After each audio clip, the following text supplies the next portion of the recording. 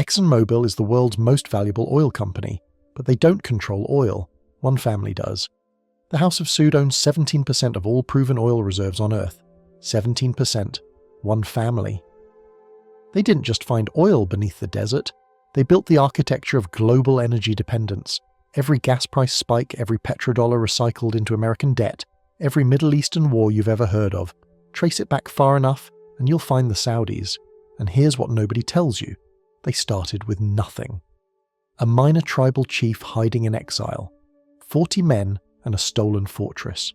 6 generations later, they're worth $1.4 trillion, and they've shaped how the entire world runs on energy, fights wars, and worships God. This is how one family captured the oil age itself. If you're fascinated by these hidden dynasties, consider subscribing. This story goes deeper than any documentary has taken you before. And drop a comment telling me where you're watching from, because Saudi oil flows to every corner of the globe. In January 1902, a 21-year-old exile climbed the walls of a mud brick fortress with 40 men, and by morning he had begun building the most powerful dynasty of the 20th century. His name was Abdulaziz ibn Abdul Rahman al Saud, and the world would come to know him simply as Ibn Saud. But before we get to that freezing night in Riyadh, you need to understand what he was fighting to reclaim, because the Al Saud family had already built 2 kingdoms and lost them both. The first Saudi state rose in the 1700s, when the Al Saud clan made an alliance with a firebrand preacher named Muhammad ibn Abdul Wahhab. Together they conquered most of the Arabian Peninsula through a combination of religious zeal and military force. That kingdom lasted until 1818, when the Ottoman Empire sent Egyptian armies to crush it. They destroyed the Saudi capital and executed the Saudi ruler. Gone. The second Saudi state emerged from the ashes, and lasted until 1891, when a rival clan called the Al-Rashid swept down and took everything. The Al Saud were driven into the desert and eventually into exile in Kuwait. Think about that. 2 kingdoms built and 2 kingdoms destroyed. The Al Saud name meant something once, and now it meant nothing.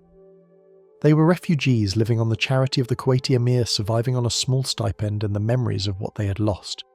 This is the world Abdulaziz ibn Abdul Rahman al Saud was born into in 1875 in Riyadh. He was royalty in name only. By the time he was 15, his family had lost everything and fled to Kuwait. He grew up watching his father rage against their circumstances, watching him scheme and plan, and ultimately fail to reclaim their ancestral lands. The young Ibn Saud absorbed all of it. He learned to speak the formal Arabic of diplomacy and the rough dialects of Bedouin tribes. He learned to ride and fight, and most importantly, he learned to wait. Exile does something to a person, especially a young person who remembers better times. It breeds either despair or ambition, and Ibn Saud chose ambition. He spent his teenage years in Kuwait studying the failures of his ancestors, figuring out why they had lost and how he could avoid their mistakes. He made connections with Bedouin traders who moved across the peninsula gathering intelligence about the Al-Rashid and their weaknesses. He trained with weapons until he was one of the finest swordsmen in Arabia, and he grew. By his late teens, Ibn Saud stood 6 feet 4 inches tall in a region where the average man barely reached 5'6". He was physically imposing with a commanding voice and a charisma that drew men to him. People remembered meeting him decades later. He had presence, but presence alone does not retake a kingdom. By 1901, Ibn Saud was 26 years old and desperate. His father had essentially given up, but Ibn Saud could not accept a life of exile. He began secretly recruiting men for what everyone told him was a suicide mission. Riyadh was held by a garrison loyal to the Al-Rashid. The governor Ajlan ibn Muhammad lived in the Mazmak fortress, a thick-walled compound in the centre of the city. Any attacking force would be spotted miles away across the flat desert. A siege would be impossible without a large army. The logical military assessment was that retaking Riyadh required thousands of men, extensive supplies, and months of planning. Ibn Saud had none of those things. What he had was 40 men willing to die, and a plan so audacious that no one would see it coming. In January 1902, Ibn Saud and his small band set out from Kuwait on camelback. They travelled at night to avoid detection, moving through the desert in small groups. The journey took weeks. When they finally reached the outskirts of Riyadh, Ibn Saud split his force. He sent some men to create diversions and hide their camels while he led the main assault team to the fortress walls. Here is what nobody tells you about the Mazmak raid. They did not attack the fortress directly. Ibn Saud knew the governor Ajlan left the fortress every morning at dawn to walk to a nearby house where his wife lived. The plan was to wait for Ajlan to emerge and kill him in the open before his guards could react. It was assassination, not assault. On the night of January 15, 1902, Ibn Saud and his men scaled the walls of a house adjacent to the fortress and waited in the darkness. The cold desert night stretched on for hours. Some of the men wanted to abort the mission, convinced they had been discovered. Ibn Saud held them steady through sheer force of will. At dawn, the fortress gate opened. Governor Ajlan emerged with a small group of guards heading toward his wife's residence. Ibn Saud gave the signal. His men burst from cover and chaos erupted in the narrow streets of Old Riyadh. What happened next became the founding myth of Saudi Arabia, passed down through generations, embellished with each telling, but rooted in documented fact. Ibn Saud and his cousin Abdullah bin Jalui charged directly at Ajlan. The governor retreated toward the fortress gate, trying to get back inside. Fighting erupted at the entrance. In the melee, Abdullah bin Jalui threw his spear at Ajlan. It missed and embedded itself in the wooden door of the fortress, where it can still be seen today preserved as a relic. Ajlan made it inside, but Ibn Saud's men forced their way through before the gate could close. In the courtyard, a brutal hand-to-hand fight ensued. Ibn Saud himself killed Ajlan with his sword. Within an hour, the Mazmak fortress belonged to the Al Saud once again. The news spread across Riyadh like fire. The Al-Rashid governor was dead. The Al Saud had returned. Most of the city's population had no particular loyalty to the Al-Rashid, who were seen as foreign occupiers from the north. By noon, the city had submitted to Ibn Saud's authority. He had conquered Riyadh with 40 men.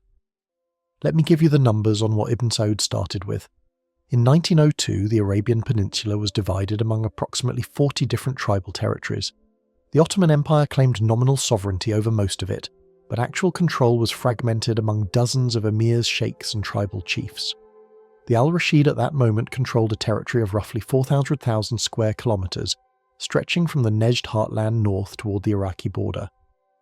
Ibn Saud's initial conquest consisted of Riyadh alone, maybe 1,000 square kilometers of oases and desert. His army stood at 40 men. His treasury held essentially zero. The Al-Rashid could field an estimated 2,000 warriors. The Ottomans had millions of troops across their empire. Ibn Saud had ambition, a dagger, and a plan. By 1912, just 10 years later, he controlled the entire Nejd region, approximately 28,000 square kilometers of central Arabia. His forces had grown to 10,000 men. He had not yet discovered oil. That was still 26 years away. Everything he built in that first decade came from military skill, political marriages, and an understanding of tribal dynamics that his rivals simply could not match. But taking Riyadh was only the beginning. Ibn Saud understood something his ancestors had failed to grasp. Military conquest without political consolidation is meaningless in tribal Arabia. The desert swallows conquerors who cannot hold loyalty. The Bedouin tribes that dominated the peninsula had survived for centuries by switching allegiances whenever the winds of power shifted. They would support whoever seemed strongest today and abandon them tomorrow without a second thought. This was not treachery in their eyes. This was survival. Ibn Saud needed to give them a reason to stay loyal, and he found it in two strategies that would define his reign. First, marriage. Over his lifetime, Ibn Saud married an estimated 22 women from different tribes, divorcing and remarrying according to Islamic law to create blood ties across the peninsula. Every marriage was a political alliance.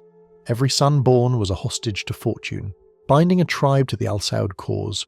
He would eventually father 45 sons who survived to adulthood, creating a family network so extensive that betraying the Al Saud meant betraying your own relatives.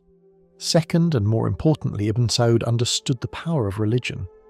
His ancestors had allied with Wahhabi preachers, and that alliance had given them legitimacy beyond mere military force. Ibn Saud would revive and deepen that relationship, creating a religious military force unlike anything Arabia had seen since the early days of Islam. In the years after the Mazmak raid, Ibn Saud methodically expanded his territory.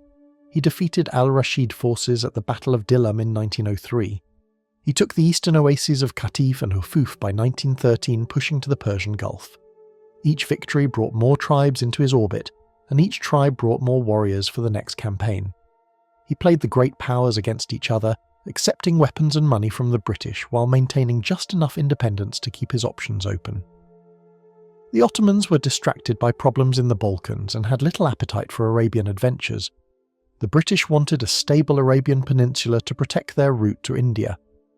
Ibn Saud positioned himself as the man who could deliver that stability for the right price. By 1912, he had transformed from an exile with nothing into the dominant power of Central Arabia. The Al-Rashid still held the north. The Sharif of Mecca controlled the Hejaz in the west. Other tribal leaders held pockets of territory across the peninsula. But everyone could see where the momentum was heading. Ibn Saud was not just winning battles, he was building something that looked like it might last. But conquering territory is one thing, holding it is another. Ibn Saud faced a problem every Arabian conqueror had faced before him. Tribal loyalty evaporates the moment you show weakness. The Bedouin who cheered you today would slit your throat tomorrow if they smelled decline. He needed something more powerful than military force to bind his kingdom together. He needed men who would fight not for plunder or tribal obligation, but for God himself. He needed true believers, and he was about to create them. What Ibn Saud built next would become the most feared fighting force in the Middle East. They called themselves the Ikhwan, meaning the brothers, and they would conquer an empire while terrifying everyone who witnessed them. They would also eventually turn on their creator because fanatics rarely know when to stop. That story comes next. Ibn Saud made a deal with religious extremists that gave him an unstoppable army, and then had to destroy them when they turned on him. This is the pattern that echoes through Saudi history right up to the present day, and it started in the years after the Masmak raid, when Ibn Saud realised that tribal warriors alone could never build a lasting kingdom. To understand what he did next, you need to understand Wahhabism, because this ultra-conservative interpretation of Islam is the foundation upon which Saudi Arabia was built, and the source of so much chaos that followed. In the 1740s, a preacher named Muhammad ibn Abd al-Wahhab emerged in Central Arabia with a message that terrified the Ottoman authorities and thrilled the tribal warriors who heard it. He preached that Islam had been corrupted, that the veneration of saints and shrines was idolatry, that Shia Muslims were heretics, that any Muslim who did not follow his strict interpretation was an apostate who could be killed.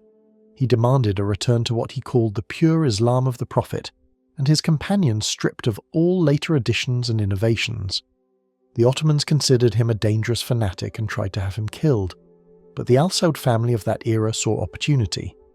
In 1744, Muhammad ibn Saud, the ancestor of Ibn Saud, made a pact with Ibn Abd al-Wahhab. The terms were simple. The Al Saud would provide political and military power.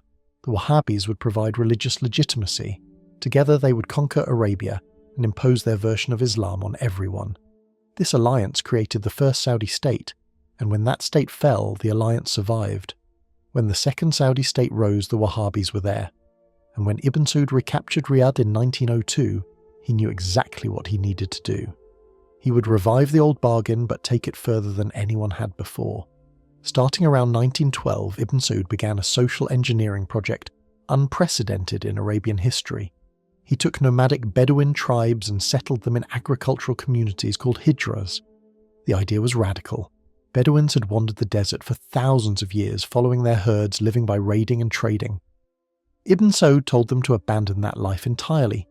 He gave them land and seeds and wells.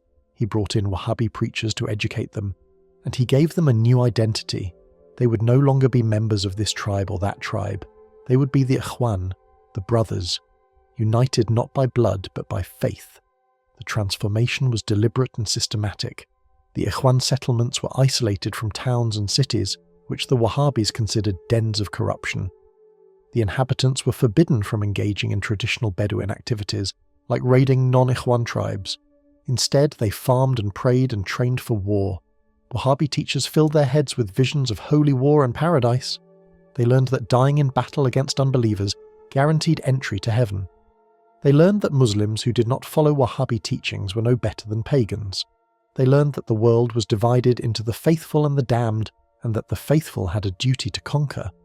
The results were exactly what Ibn Saud intended. Within a few years, he had created an army of fanatics who feared nothing because they welcomed death. The Ikhwan did not fight for money or tribal honour. They fought because they believed God commanded them to fight.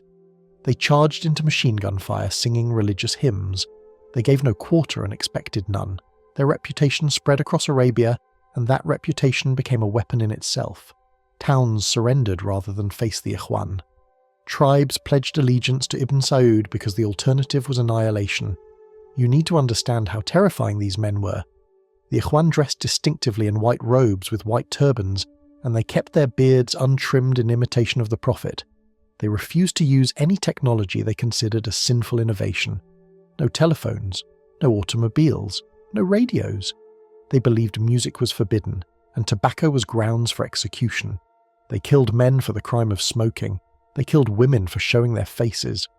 When they conquered a town, they smashed shrines and tombs that had been venerated for centuries. They were not just warriors. They were enforcers of a vision of Islamic purity that tolerated no deviation. Ibn Saud pointed these fanatics at his enemies, and they conquered everything in their path. By 1920, over 200 Ikhwan settlements dotted central Arabia, containing an estimated 15,000 warriors ready to die for God and Ibn Saud. The Al-Rashid who had once driven the Al-Saud into exile were crushed. The various tribes of the Nejd submitted or were destroyed. But the real prize lay to the west in the Hijaz region, where the holy cities of Mecca and Medina were controlled by the Hashemite family under Sharif Hussein. Hussein was an Arab nationalist who had allied with the British during World War I. He had launched the famous Arab revolt against the Ottomans with British support and the legendary T.E. Lawrence fighting alongside him.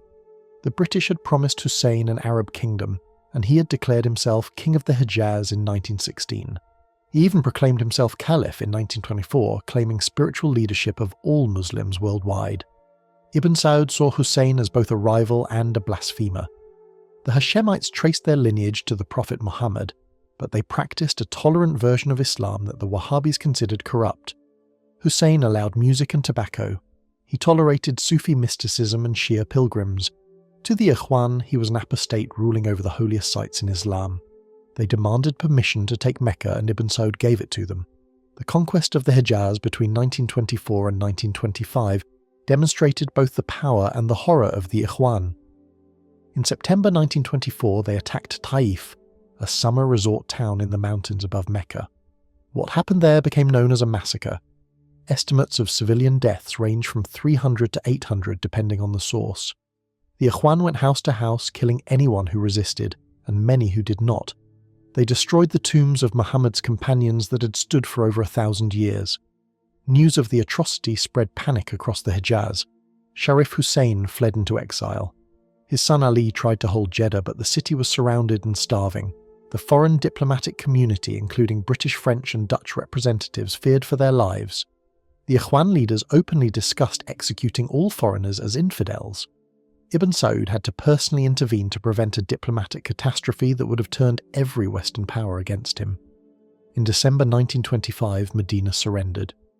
In January 1926, Ibn Saud entered Mecca in triumph and was proclaimed King of the Hijaz. He now controlled Islam's two holiest cities. He now collected the revenues from the annual Hajj pilgrimage. He had unified most of the Arabian Peninsula under his rule for the first time since the original Islamic conquests 1,300 years earlier. The British who had backed Sharif Hussein during the war quietly switched their support to Ibn Saud because he had won and because he promised stability and cooperation. The Ikhwan numbers tell the story of manufactured fanaticism. In 1912, Ibn Saud established the first Ikhwan settlement with a few hundred men. By 1920, there were over 200 settlements with approximately 15,000 Ikhwan warriors. These were not just soldiers. They lived in agricultural colonies, isolated from the corrupting influence of towns. They refused to use telephones, radios, or automobiles, considering all of them innovations of the infidel. They killed anyone who smoked tobacco. They massacred entire villages that resisted. At the conquest of Taif in 1924, Ikhwan forces killed an estimated 400 civilians at minimum. At the siege of Jeddah, they threatened to execute every foreign resident in the city. The British estimated the Ikhwan killed between 1,000 and 4,000 people during Ibn Saud's various conquests, though the true number may never be known. And when they finally rebelled, Ibn Saud killed roughly 1,500 Ikhwan at the Battle of Sabila alone. But here is where the story turns. Ibn Saud had created a monster, and the monster wanted more than he could give. The Ikhwan believed their mission was not to create a Saudi kingdom, but to spread true Islam across the entire world. After conquering the Hijaz, they wanted to keep going. They wanted to invade Iraq and destroy the British-backed Hashemite monarchy there.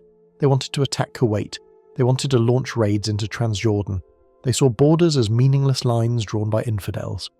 Ibn Saud understood that attacking British protectorates would bring the full force of the British Empire down on his new kingdom. He had worked carefully to maintain British support, trading diplomatic cooperation for weapons and recognition. He was willing to use fanatics as a tool, but he was not willing to let them drag him into a war he could not win. He ordered the Ikhwan to stop their raids across the border. They refused. Between 1927 and 1929, the Ikhwan launched unauthorized attacks into Iraq and Kuwait, killing British subjects and defying Ibn Saud's direct orders. Their leaders accused him of betraying Islam by dealing with infidels. They demanded he break relations with Britain and continue the jihad. Some began openly questioning whether Ibn Saud himself was fit to rule. This was the nightmare scenario. The weapon Ibn Saud had created to conquer Arabia was now threatening to destroy everything he had built. If he did not stop the Ikhwan, the British would intervene, and his kingdom would be crushed between the empire and his own fanatics. If he tried to stop them, he risked civil war against the most fearsome warriors in the region. Ibn Saud chose war.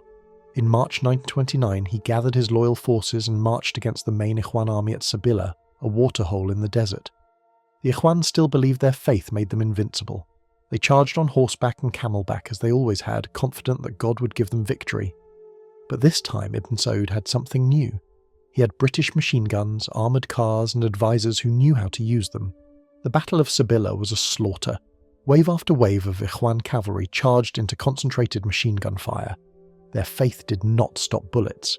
An estimated 1,500 Ikhwan died in a single afternoon. The survivors fled and the rebellion collapsed. Over the next year, Ibn Saud hunted down the remaining Ikhwan leaders. Some were executed, some were imprisoned, some surrendered and were allowed to return to their settlements under strict supervision. The Ikhwan, as an independent military force, ceased to exist. Their settlements remained and their descendants still live in Saudi Arabia today. Their ideology survived to eventually merging into the official Wahhabi religious establishment that still holds enormous power in the kingdom. But never again would they threaten the throne. Ibn Saud had learned a lesson that his descendants would apply again and again. Religious extremism is a useful tool, but it must be controlled. Let it loose and it will conquer your enemies. Let it loose too long and it will consume you. The Saudi solution was to keep the extremists on a leash, give them control over education and social policy and religious enforcement. Let them shape society according to their vision. But never let them control foreign policy or military decisions. Never let them challenge the royal family monopoly on political power. This bargain between the Al Saud and the Wahhabi religious establishment persists to this day. By 1932, Ibn Saud had unified most of the Arabian Peninsula into a single kingdom named after his family, Saudi Arabia. He was the undisputed ruler of a territory larger than Western Europe. He had defeated every rival and crushed his own creation when it threatened to escape his control. But conquering was one thing. Paying for it was another. The kingdom was broke. The Great Depression had devastated the global economy, and pilgrimage revenues were collapsing as fewer Muslims could afford the journey to Mecca. The tribal subsidies that kept the Bedouin loyal were drying up. Ibn Saud needed money desperately, and he had no obvious way to get it. The desert that had seemed like such a prize was mostly empty sand with no resources anyone wanted. And then, in 1933, a group of American oil men arrived with an offer that would change everything. Not just for Saudi Arabia, for the entire world. What they found beneath those sands would make the Al Saud one of the wealthiest families in human history, and entangle America in the Middle East for the next century. In 1933, Ibn Saud sold the oil rights to his entire kingdom for $5,000 in gold, and that deal would eventually become worth trillions. But at the time it looked like desperation, because Ibn Saud was running out of money and running out of options. You need to understand how broke Saudi Arabia was in the early 1930s.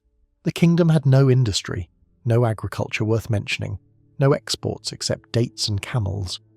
The only reliable revenue came from the Hajj pilgrimage when Muslims from around the world travelled to Mecca and spent money along the way. In a good year, pilgrimage revenues might reach a few $1 million, but 1933 was not a good year. The Great Depression had devastated the global economy, and Muslims from Egypt to India to Indonesia could no longer afford the journey. Pilgrimage numbers collapsed by more than half.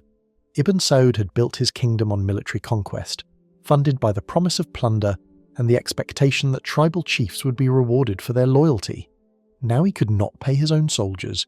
He owed money to merchants across the region. His government was months behind on salaries. Tribal leaders who had sworn allegiance were grumbling about switching sides. The kingdom that had taken 3 decades to build was in danger of falling apart simply because the treasury was empty. This is when the oil men arrived. Geologists had suspected for years that the Arabian Peninsula might contain petroleum. Oil had been found in Persia in 1908 and in Iraq in 1927. The geology suggested that similar formations might extend beneath the Arabian desert. But nobody knew for certain, and drilling for oil was expensive. The British controlled most Middle Eastern oil through the Anglo-Persian Oil Company and the Iraq Petroleum Company. They had approached Ibn Saud about a concession, but their terms were insulting. They offered minimal upfront payment and wanted extensive control over any oil discovered. More importantly, they came with the arrogance of empire. Ibn Saud had spent his entire life dealing with British imperialism. He had watched them make promises to Sharif Hussein and then break those promises. He had seen them carve up the Ottoman territories after World War I, drawing borders that served London interests with no regard for the people who lived there. He did not trust the British, and he did not want to become another puppet in their colonial system. The Americans were different. Standard Oil of California, which people called SoCal, had no imperial ambitions in the Middle East. They just wanted oil. They were willing to pay cash up front. They did not come with political demands or military advisors or expectations of territorial control. They came as businessmen offering a business deal. Ibn Saud recognized the opportunity immediately. In May 1933, his finance minister signed a concession agreement with SoCal. The terms seem almost comical in retrospect. SoCal paid £35,000 in gold up front, which was roughly $75,000 at the time. They agreed to loan Ibn Saud another £1,000. They promised annual rental payments and royalties on any oil discovered. In exchange, they received exclusive rights to explore and produce oil across a vast swathe of eastern Saudi Arabia for 60 years. The entire future of Saudi oil sold for less than the price of a nice house in California. But Ibn Saud was not stupid. He was desperate. He needed cash immediately, and oil was purely theoretical at that point. Nobody had proven there was any oil worth extracting beneath the Saudi desert. For all anyone knew, the concession might turn out to be worthless. And here is where the story gets difficult, because for the next 5 years it looked like the skeptics were right. SoCal sent geologists and drilling crews to the eastern province around Dhahran. They worked in conditions that were almost unbearable. Summer temperatures exceeded 120 degrees Fahrenheit. Sandstorms buried equipment. Fresh water was scarce. Disease killed workers. The local population was sparse and suspicious of these strange foreigners with their machines and their camps. The Americans drilled well after well and found nothing but dry holes. Dammam well number 1, dry. Number 2, dry. Numbers 3, 4, 5, and 6, all dry or producing only traces of oil not worth extracting. Back in California, the SoCal board was losing patience. They had invested millions of dollars and years of effort with nothing to show for it. Executives began arguing that the Arabian concession should be abandoned. The chief geologist on site, a man named Max Steinecker, believed oil was there, but he could not prove it. By early 1938, the company was preparing to pull out. Then, on March 3, 1938, everything changed. Dammam well. Number 7 had been drilled deeper than the others, reaching down over 4,700 feet, into a geological formation that Steinecker believed was promising. That morning, the well began producing oil, not a trickle, a flow, and as the days passed, the flow increased. Within a month, well number 7 was producing over 1,500 barrels per day, with no sign of slowing down. The drillers had found what would turn out to be one of the largest oil reserves on Earth. News of the strike transformed Saudi Arabia overnight. SoCal rushed in more equipment and more workers. They drilled additional wells, and each one confirmed that the Dammam field was enormous. In 1936, SoCal had brought in Texaco as a partner to help fund operations and share the risk. Now that partnership created a new company specifically for Saudi operations. They called it the Arabian American Oil Company, Aramco. The name would become synonymous with Saudi oil for the next 4 decades. World War II accelerated everything. Oil was the lifeblood of modern warfare. Tanks and planes and ships all ran on petroleum. The Allied powers needed every barrel they could get, and suddenly Saudi Arabia had barrels to spare. American strategic planners realized that Middle Eastern oil would be critical not just for the current war but for the post-war world. Whoever controlled that oil would have enormous geopolitical power. In February 1945, President Franklin Roosevelt did something extraordinary. He was returning from the Yalta Conference where he had met with Churchill and Stalin to plan the post-war order. Instead of sailing directly home, he made a detour to the Great Bitter Lake in the Suez Canal. There on the deck of the USS Quincy, he met with Ibn Saud for 5 hours. Think about the significance of this meeting. Roosevelt was the most powerful man in the world, leading the most powerful nation in history. Ibn Saud was the ruler of a desert kingdom that most Americans had never heard of. Yet Roosevelt travelled thousands of miles out of his way to meet him personally. The two men could not have been more different. Roosevelt was a patrician New Yorker confined to a wheelchair by polio. Ibn Saud was a desert warrior who had killed men with his own sword. Roosevelt came from a world of democracy and constitutions and rule of law. Ibn Saud ruled by tribal custom and religious authority and personal charisma, yet they understood each other. Both were pragmatists, both understood power, and both understood that they needed something from the other. What emerged from that meeting on the Quincy was an unwritten bargain that has shaped the Middle East ever since. America would guarantee Saudi security. America would protect the kingdom from external threats and support the Al Saud family against internal challenges. In exchange, Saudi Arabia would ensure that oil flowed to world markets at reasonable prices and would align its foreign policy with American interests. Oil for security, security for oil. The deal was never written down in a formal treaty, but it has guided American-Saudi relations for 80 years. Roosevelt died 2 months after that meeting, but his successors honoured the commitment. When the Cold War began, Saudi Arabia became a crucial American ally against Soviet expansion. American military advisors arrived to train the Saudi army. American companies built infrastructure across the kingdom. American diplomats protected Saudi interests in international forums. The relationship deepened year by year, even as it remained invisible to most Americans. The transformation was almost instantaneous. In 1938, Saudi Arabia produced approximately 500,000 barrels of oil total for the entire year. By 1945, production had risen to 21 million barrels. By 1950, it reached 200 million barrels. By 1953, the year Ibn Saud died Saudi, Arabia was producing 308 million barrels annually. The revenue numbers are even more dramatic. In 1933, the entire Saudi government budget was approximately $2 million, scraped together from pilgrimage fees and customs duties. By 1946, oil royalties alone were $10 million. By 1950, that figure had grown to $57 million. By 1953, Saudi oil revenues reached $170 million per year. And this was just the beginning because the geologists kept finding more oil. The Gower field discovered in 1948 turned out to be the largest conventional oil field ever found on Earth, containing an estimated 75 to 83 billion barrels of recoverable oil. To put that in perspective, the entire United States has proven reserves of about 47 billion barrels. One Saudi field contained more oil than all of America. Additional discoveries followed year after year: Safaniya, Abqaiq, Berri, each one holding billions of barrels. Saudi Arabia was not just an oil producer, it was the oil producer. The kingdom sitting on top of the largest easily accessible petroleum reserves the world had ever seen. Ibn Saud used the money to transform his kingdom. He built roads and schools and hospitals. He created a modern bureaucracy to replace tribal administration. He imported cars and planes and radios and all the technology the Ikhwan had once rejected as sinful innovation. The Bedouin tribes that had wandered the desert for millennia began settling in towns. The old world of camels and tents gave way to a new world of concrete and steel. But Ibn Saud was also shrewd enough to recognize when he was being cheated. The original Aramco agreement gave the company most of the profits from Saudi oil. The Saudis received royalties, but Aramco and its American parent companies kept the lion's share. In 1950, Ibn Saud demanded a new deal. He had watched Venezuela negotiate a 50-50 profit-sharing agreement with its oil companies. He wanted the same. The Americans resisted at first, but Ibn Saud held firm. He threatened to cancel the concession entirely. He hinted that he might invite other companies or even nationalize the oil industry. the Americans blinked.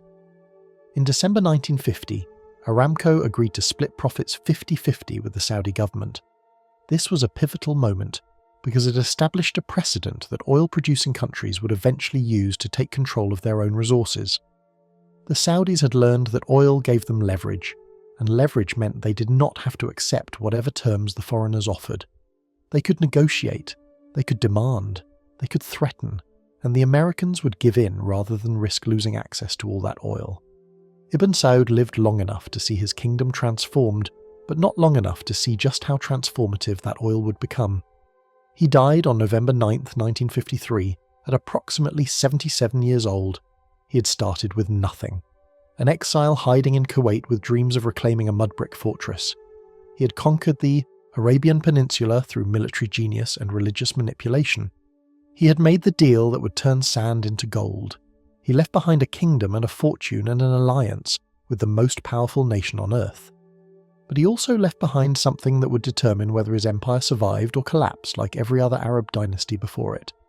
He left behind 45 sons by 22 different wives from different tribes across Arabia. Each son had his own mother and his own maternal relatives and his own network of supporters. Each son had been raised to believe he might one day be king. Each son had ambitions and grievances and alliances. Most family dynasties collapse in the second generation. The founder builds and the heirs squander. Brothers fight brothers and cousins fight cousins, and eventually the whole thing falls apart. The history of the Middle East is littered with dynasties that could not survive the transition from founder to successors. The Saudis were about to face something worse than a normal succession crisis. They were facing a succession crisis with 45 potential claimants. What happened next would test whether any family could manage succession on this scale. Whether genius or luck or some combination of both, the Saudis would find a way to avoid destroying themselves, at least for a few more generations. Every other Arab dynasty collapsed into civil war within a generation, but the Saudis invented a system that turned potential rivals into stakeholders. This is perhaps the most underappreciated aspect of Saudi power, because building a kingdom is one thing, but keeping it in the family is something else entirely. History is filled with examples of founders who conquered empires only to watch their sons tear those empires apart fighting over the inheritance. The Ottomans solved this problem by having each new sultan execute his brothers. The Mughals fought devastating wars of succession that weakened the empire for generations. The various Arab dynasties that rose and fell across the Middle East almost always collapsed when the founder died, and his heirs could not agree on who should rule. Ibn Saud left behind 45 sons, 45 potential kings, each with his own mother, and his own faction, and his own ambitions. By any historical standard, this should have been a recipe for catastrophe. Instead, the Saudis figured out how to make it work at least for several generations, and that system is the hidden architecture of their power. The problems began almost immediately. Ibn Saud had designated his eldest surviving son, Saud bin Abdulaziz, as crown prince, and when Ibn Saud died in 1953, Saud became king. On paper, this made sense. Saud was the eldest, and primogeniture was the traditional method of succession in most monarchies. But Saud was not his father. Where Ibn Saud had been a strategic genius who built a kingdom from nothing, Saud was a spendthrift who seemed determined to bankrupt what his father had built. The oil. Money was flowing in faster than anyone had imagined, but Saud spent it even faster. He built palaces across the kingdom, each one more extravagant than the last. He maintained a personal entourage of thousands. He gave lavish gifts to anyone who pleased him. He took dozens of wives and supported hundreds of dependents. He made financial commitments without any accounting system to track them. Within a few years, the Saudi treasury was empty again, despite oil revenues that should have made the kingdom wealthy beyond imagination. The situation became so dire that the government could not pay its bills. Contractors went unpaid. Civil servants missed salaries. The currency began to lose value. Foreign creditors started demanding repayment. International banks began questioning whether Saudi Arabia was a reliable partner. All of this was happening while tens of millions of dollars in oil royalties flowed into the country every month. Saud was not just spending the income, he was spending the future. But the spending was only part of the problem. Saud also proved to be a disastrous decision-maker in foreign policy. He got involved in intrigues against neighbouring governments. He made enemies of powerful players like Egyptian President Gamal Abdel Nasser. He mishandled relations with the Americans, who were growing increasingly alarmed at the chaos in their crucial ally. By the early 1960s, it was clear to everyone in the royal family that Saud was leading the kingdom toward ruin. But what could they do about it? There was no constitution, no parliament, no legal mechanism for removing a king. Ibn Saud had ruled by personal authority and religious legitimacy, not by any formal system. When he died, he left behind a kingdom, but not a clear process for what to do if his successor turned out to be incompetent. This is where the genius of the Saudi system emerged. The senior princes held a series of family councils to discuss the crisis. These were not formal institutions with written rules. They were gatherings of the most powerful brothers and uncles to hash out what needed to be done. The key figure was Faisal bin Abdulaziz, who had served as foreign minister and prime minister under both his father and his brother. Faisal was everything Saud was not. He was austere where Saud was extravagant. He was strategic where Saud was impulsive. He was respected internationally where Saud was becoming an embarrassment. The family councils gradually shifted power from Saud to Faisal. First, Faisal took control of finances. Then he took control of day-to-day governance. Saud retained the title of king but lost the actual authority. For several years, the kingdom had two centres of power with Faisal running the government, while Saud sulked in his palaces. This arrangement was unstable and everyone knew it. Finally, in 1964, the family council made an unprecedented decision. They would remove Saud as king entirely and replace him with Faisal. This had never been done before. No Saudi monarch had ever been deposed by his own family. The religious establishment was brought in to provide legitimacy. The senior ulama issued a fatwa declaring that Faisal should assume full powers because Saud was unfit to rule. With religious cover secured, the family council formally deposed Saud and elevated Faisal to the throne. Saud went into exile and died a few years later in Greece. The transition was remarkably smooth. There was no civil war, no foreign intervention, no collapse of government. The family had found a way to remove an incompetent king and replace him with a competent one through consensus rather than violence. This established a crucial precedent. The throne belonged to the family, not to any individual. If a king failed in his duties, the family could remove him. This gave every senior prince a stake in the system because they knew they might one day benefit from the same mechanism. King Faisal proved to be exactly what Saudi Arabia needed. He instituted financial reforms that brought spending under control. He modernized the bureaucracy and created systems for managing the growing oil wealth. He maintained the alliance with America while also positioning Saudi Arabia as a leader of the Arab and Muslim worlds. He walked a careful line between modernization and tradition, importing Western technology and expertise while keeping the religious establishment satisfied. Under Faisal, the kingdom built schools and hospitals and infrastructure. Television was introduced despite religious objections. Girls were allowed to attend school for the first time. The economy diversified beyond simple oil extraction. Saudi Arabia began to look like a modern state rather than a tribal kingdom with oil wells. But Faisal also understood that the religious establishment was essential to Saudi legitimacy. He gave the ulama control over education and the judiciary and social policy. He enforced strict Islamic codes in public life. He presented himself as a pious Muslim ruler, defending the faith against both Western secularism and godless communism. This balance between modernization and religious conservatism became the template for Saudi governance. Move forward economically, but never challenge the religious foundations of the state. The succession system also crystallized under Faisal. Rather than passing from father to son, the throne would pass from brother to brother among Ibn Saud's sons. This made sense given the demographics. Ibn Saud had 45 sons, and many of them were capable adults by the 1960s. If the throne went to Faisal's son, it would skip over dozens of uncles who were older and often more experienced. Brother-to-brother succession kept all of Ibn Saud's sons invested in the system, because each one knew he might eventually reach the throne if he lived long enough and stayed loyal. This created a gerontocracy, where kings would typically be elderly when they finally ascended. But it also created stability, because there was a clear order, and every prince knew where he stood. Within this system, certain factions became more powerful than others. The most important was a group known as the Sudairi Seven. These were 7 full brothers, all sons of Ibn Saud by the same mother, Hassa bint Ahmed al-Sudairi. Full brothers in polygamous families tend to ally with each other because they share both parents rather than just a father.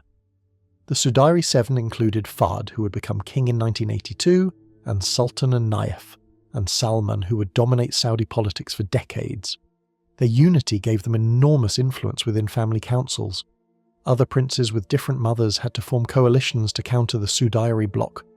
The family also developed an elaborate system of patronage to keep everyone invested. Each senior prince was given a ministry or a major institution to run as his personal fiefdom. The Ministry of Defence went to one prince, the Ministry of Interior to another, the National Guard to a third. These were not just ceremonial positions, they came with budgets worth billions of dollars and thousands of employees and contracts that could make supporters wealthy. Each prince built his own network of clients and dependents using government resources. This sounds like corruption, and by any normal standard it was. But it served a political purpose. Every senior prince had a stake in the continuation of the system. If the monarchy fell, they would lose not just status, but enormous material wealth. Revolution meant ruin. This aligned the interests of the royal family in preserving the regime, even when individual princes might disagree on policy. The allowance system reinforced this alignment. Every member of the royal family received monthly stipends from the government. The amounts varied based on seniority and proximity to the throne. Junior princes might receive a few $1,000s monthly. Senior princes received hundreds of thousands. Princes in the direct line of succession received millions. These payments were not salaries for work performed. They were essentially bribes to ensure loyalty. A prince who might otherwise cause trouble was less likely to do so when he was receiving $250,000 every month, just for being part of the family. In 1975, the system faced its most serious test. King Faisal was assassinated by his own nephew, Faisal bin Musaid, at a public event. The young prince had a personal grievance related to the death of his brother years earlier in a confrontation with police over a protest against television. He shot the king at point-blank range in front of witnesses. The assassination could have triggered chaos. Instead, the family implemented a smooth transition. Crown Prince Khalid became king immediately. There was no power vacuum, no struggle among factions, no opportunity for outside powers to intervene. The new king was already designated and everyone knew the succession order. Khalid was a transitional figure in poor health, who relied heavily on Crown Prince Fahd to run day-to-day affairs. When Khalid died in 1982, Fahd became king, and the transition was again seamless. The family management numbers are staggering, and they reveal how the Saudis turned potential rivals into stakeholders. Ibn Saud had 45 acknowledged sons who survived to adulthood. Those 45 sons produced approximately 400 grandsons. By the 2020s, the extended royal family numbered between 15,000 and 2,000 members. Of those, roughly 2,000 are considered senior princes with significant wealth and influence. The system keeps them all invested through a combination of allowances and opportunities. Annual royal family allowances are estimated at $2 to $3 billion, total distributed across thousands of recipients. Senior princes receive between $2,000 and $27,000 monthly just for being senior princes. Princes in the line of succession receive far more. King Fahd's personal fortune was estimated at $20 billion accumulated during his decades in power. Prince Al-Walid bin Talal, a grandson of Ibn Saud, accumulated over $15 billion through investments, taking advantage of connections and capital that came from being royal. But here is the key number. 6 kings have ruled Saudi Arabia since Ibn Saud's death in 1953. There have been 0 civil wars, 0 successful coups from within the family, 0 foreign invasions that toppled the regime. The succession machine worked.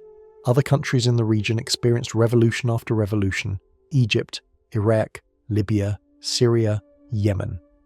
All of them saw governments overthrown and ruling families killed or exiled. The Saudis survived everything. They survived Arab nationalism under Nasser.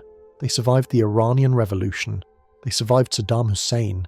They survived the Arab Spring. The family stayed united and the family stayed in power. The religious establishment played a crucial role in all of this. The Wahhabi clerics provided religious legitimacy for Al Saud rule in exchange for control over society. The ulama ran the education system, indoctrinating generations of Saudis in Wahhabi Islam.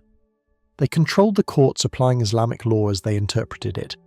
They controlled the religious police who enforced morality in public spaces. They issued fatwas that supported government policies when asked. In return, the royal family protected their authority and funded their institutions and never challenged their social dominance. This was the bargain first struck by Ibn Saud's ancestors in the 1700s, renewed by Ibn Saud with the Ikhwan, and maintained by every subsequent king. The Al Saud handle politics and foreign policy. The clerics handle religion and society. Neither interferes with the other's domain. It was an elegant solution that kept both pillars of power satisfied.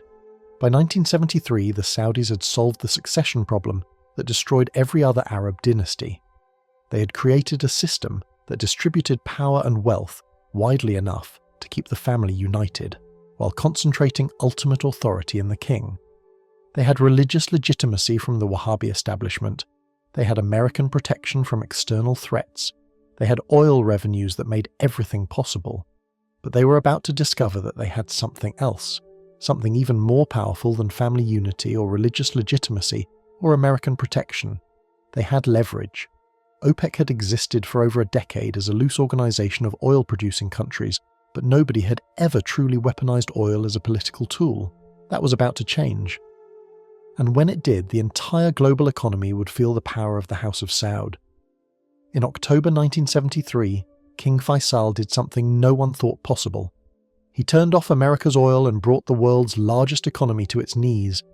This single act demonstrated that Saudi Arabia possessed a weapon more powerful than any army, a weapon that could cripple industrial civilization without firing a shot.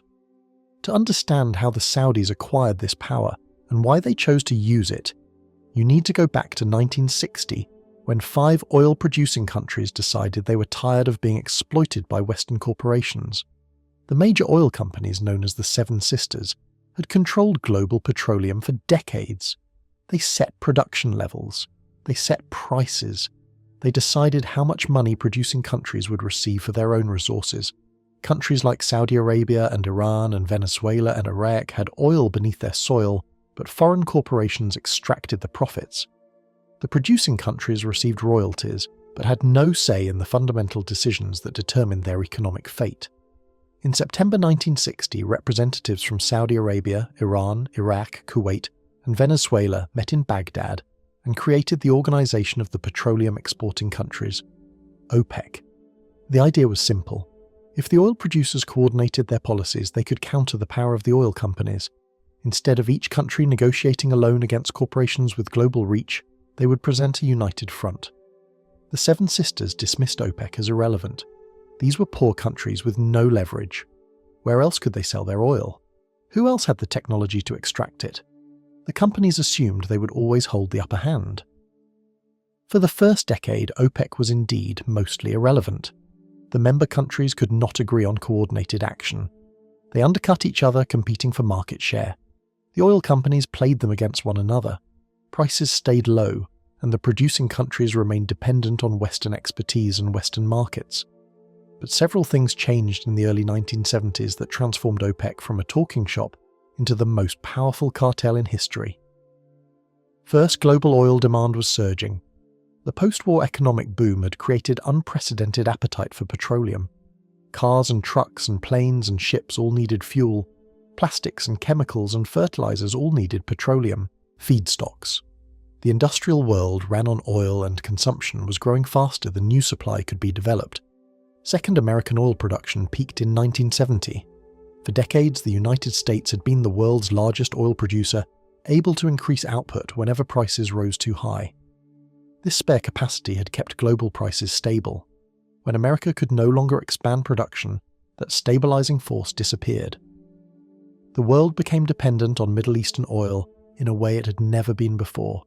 Third, and most importantly, the political situation in the Middle East was deteriorating. The Arab states had fought Israel in 1967 and lost badly. They wanted revenge. They wanted to pressure the United States to stop supporting Israel, and they realized they finally had leverage to do it. King Faisal of Saudi Arabia had long resisted using oil as a political weapon. He was a pragmatist who valued the American alliance and understood that threatening Western economies could backfire. He worried about retaliation. He worried about permanently damaging the relationship that guaranteed Saudi security. Throughout the early 1970s, he deflected pressure from other Arab leaders who wanted to embargo oil shipments to Israel supporters. But Faisal had limits. He was also a devout Muslim who cared deeply about Jerusalem and Palestinian rights. He watched as the United States provided Israel with weapons and diplomatic cover. He warned American officials repeatedly that continued unconditional support for Israel would force him to act. The Americans did not take the warning seriously. They assumed Faisal was bluffing. They assumed the Saudis needed American protection too much to risk the alliance. They assumed wrong. On October 6, 1973, Egypt and Syria launched a surprise attack on Israel. It was Yom Kippur, the holiest day in the Jewish calendar. The Arab armies achieved stunning initial success. Egyptian forces crossed the Suez Canal and overwhelmed Israeli positions in the Sinai. Syrian tanks pushed into the Golan Heights. For the first time since 1948, it looked like Israel might actually lose a war. The Israelis recovered and counterattacked, but they burned through ammunition and equipment at an alarming rate. They needed emergency resupply. They asked the Americans for help. President Richard Nixon faced a choice: resupply Israel and anger the Arabs, or withhold support and potentially watch Israel be destroyed. Nixon chose to support Israel. On October 14th, the United States began a massive airlift of military equipment to Israel. American transport planes flew around the clock delivering tanks and missiles and ammunition. The airlift turned the tide of the war. Israeli forces pushed back the Egyptians and Syrians and eventually crossed the Suez Canal themselves, threatening to encircle the Egyptian army. King Faisal watched all of this with growing fury. The Americans had chosen Israel over Saudi Arabia despite all his warnings. They had intervened directly in a war against Arab states. They had humiliated Egypt and Syria with American weapons delivered by American planes. On October 17, 1973, Faisal made his decision. Saudi Arabia would embargo oil shipments to the United States and any other country that supported Israel. Other Arab oil producers joined the embargo. Production was cut by 5% immediately, with additional cuts promised each month until Israel withdrew from occupied territories. The effect was immediate and devastating. Oil prices had already been rising before the embargo. Now they exploded. In October 1973, a barrel of oil cost about $3. By December, it cost over $11. The price would eventually peak near $12, a fourfold increase in just 3 months. Americans discovered what it meant to be dependent on foreign oil. Gas stations ran dry. Drivers waited in lines for hours to fill their tanks. Some stations limited purchases to a few gallons per customer. Others closed entirely unable to get supply at any price. The federal government imposed emergency measures. Speed limits were reduced to 55 miles per hour to conserve fuel. Daylight saving time was extended. Thermostats in federal buildings were turned down.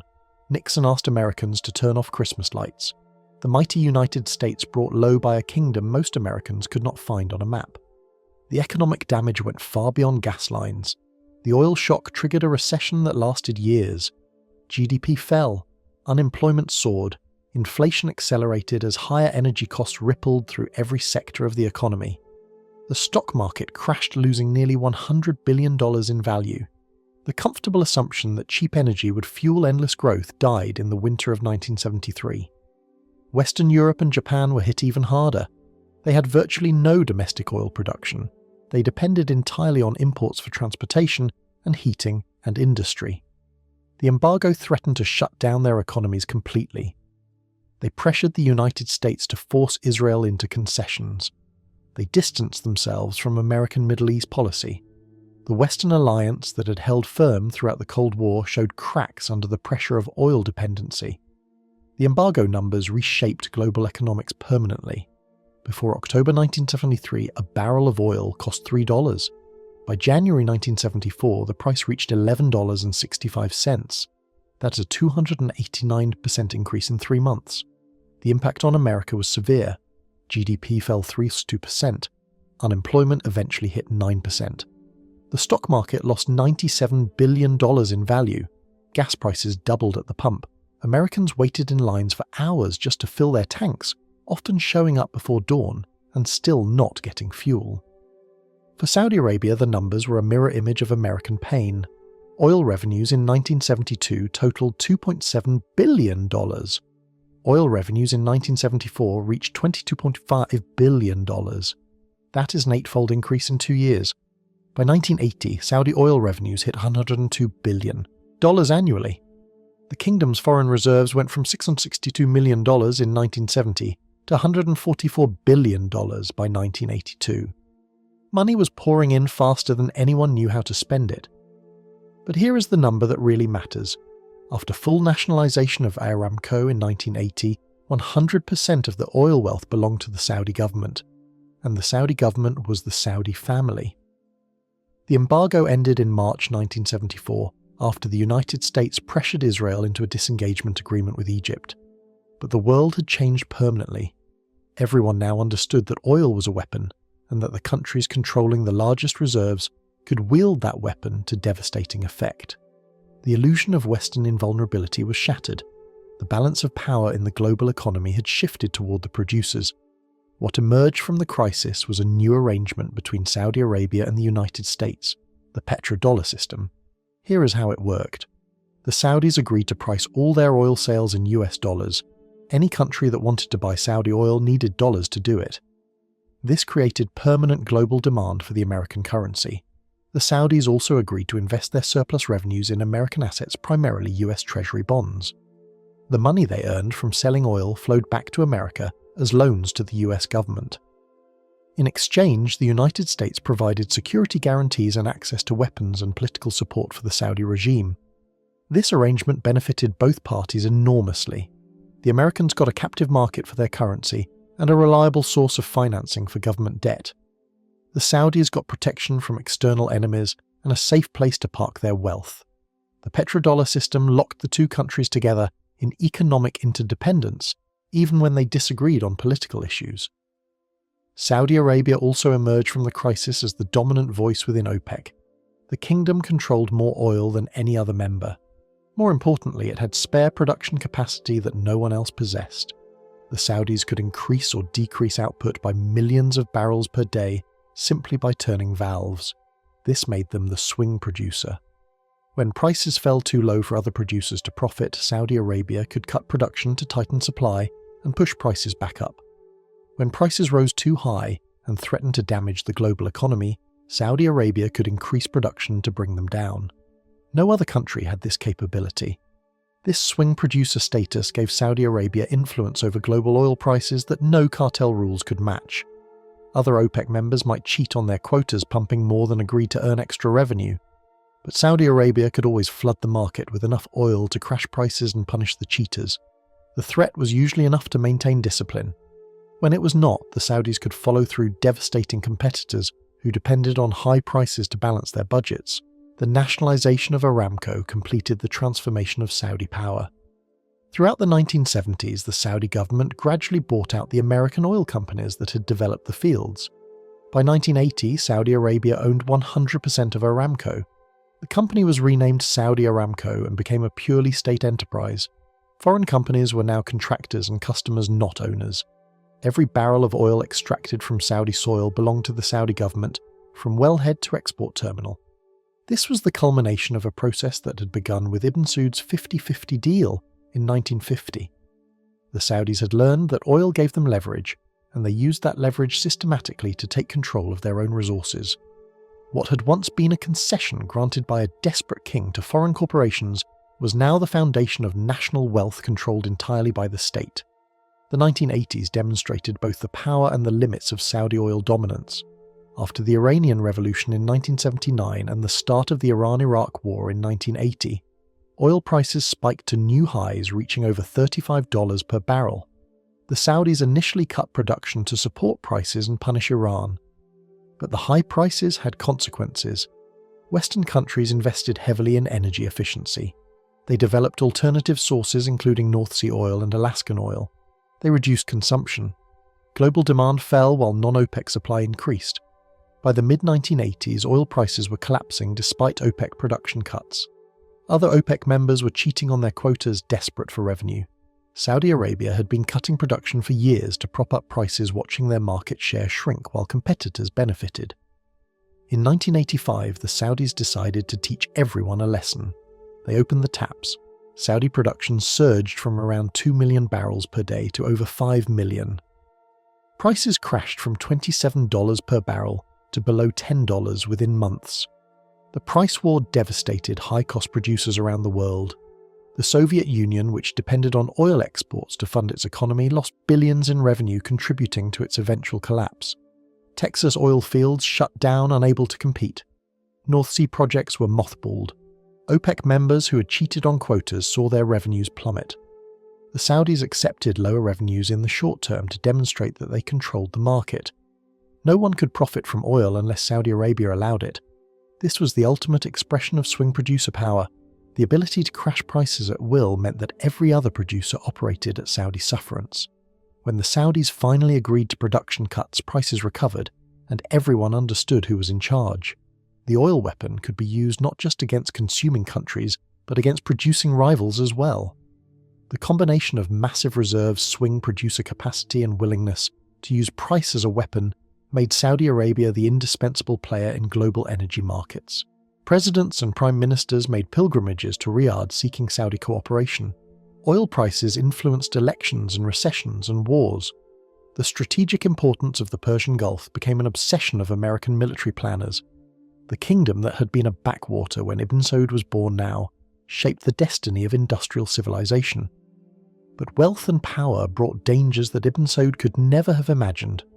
The oil embargo made Saudi Arabia fabulously wealthy. By 1982, the kingdom had more money than it could reasonably spend. Construction cranes filled the skylines of Riyadh and Jeddah. Foreign workers poured in to build infrastructure. Saudis enjoyed a standard of living that would have seemed like fantasy a generation earlier, yet the wealth also painted a target on the kingdom. Not everyone believed the Al Saud deserved their fortune. The oil belonged to God, some said. It should benefit all Muslims, not enrich one family. The modernization funded by oil revenues offended those who believed Saudi Arabia was abandoning its religious principles. Television and Western music and foreign workers and women in the workplace. All of it looked like corruption to those who remembered the austere Islam of the Ikhwan. In November 1979, the House of Saud would face its greatest existential crisis since the Ikhwan rebellion 50 years earlier. Religious fanatics seized the Grand Mosque in Mecca, the holiest site in Islam. They took thousands of hostages. They called for the overthrow of the royal family, and the attackers were not foreigners. They were Saudis who believed the family had betrayed everything Ibn Saud claimed to stand for. What happened next would reshape Saudi domestic policy for decades and plant seeds that would eventually sprout into global terrorism. On November 20, 1979, hundreds of armed militants seized the Grand Mosque in Mecca, and for 2 weeks the Saudi royal family faced the nightmare that their own religious ideology had created. This was not an attack by foreigners or secular revolutionaries. This was an assault by true believers who thought the Al Saud had betrayed Islam.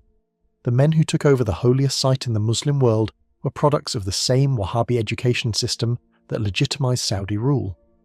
They were the spiritual descendants of the Ikhwan warriors Ibn Saud had created and then destroyed 50 years earlier. History was repeating itself, and this time the stakes could not have been higher. To understand what happened, you need to understand the context of 1979. The Islamic world was in turmoil.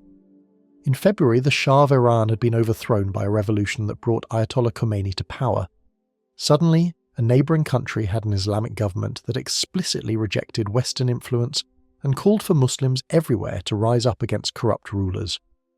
The Iranian Revolution electrified religious conservatives across the Middle East. If the Shah, with all his American weapons and secret, police could be toppled, then perhaps other regimes were vulnerable too. Saudi Arabia looked particularly hypocritical to religious purists. The Al Saud claimed to be guardians of Islam holy sites and enforcers of Sharia law. But they were also allies of America. They allowed Western companies to operate in the kingdom. They permitted television and music and other innovations that conservatives considered sinful. The royal family lived in extraordinary luxury while preaching austerity to ordinary Saudis. Oil wealth had transformed the kingdom in ways that offended those who believed in the simple piety of earlier generations. The leader of the mosque seizure was a man named Juhayman al-Utaybi. His very name connected him to the Ikhwan. His grandfather had been an Ikhwan fighter who died in the rebellion against Ibn Saud. Juhayman grew up hearing stories of how the royal family had betrayed true Islam by making peace with the British and abandoning jihad. He joined the Saudi National Guard and received military training. He studied with conservative religious scholars who criticized the government's modernization policies. Eventually, he gathered a following of like-minded radicals who believed the Al Saud had lost their right to rule. Juhayman preached that the kingdom had become corrupt, the royal family was illegitimate, the religious establishment had sold out by endorsing government policies. True Muslims needed to overthrow this system and establish a genuine Islamic state. He also promoted an even more radical claim. He said his brother-in-law Muhammad Abdullah al-Qahtani was the Mahdi, the Redeemer who, according to Islamic tradition, would appear before the end times to restore justice and prepare for the Day of Judgment. This messianic element gave his movement an apocalyptic urgency. They were not just political revolutionaries, they believed they were fulfilling divine prophecy. On the morning of November 20, 1979, Juhayman, and somewhere between 400 and 500 armed followers, infiltrated the Grand Mosque as it filled with worshippers for dawn prayers. The first day of a new Islamic century was beginning. Tens of thousands of pilgrims had gathered for this auspicious occasion. When the prayers ended, Juhayman's men produced weapons from under their robes. They chained the gates shut. They took positions in the minarets with sniper rifles.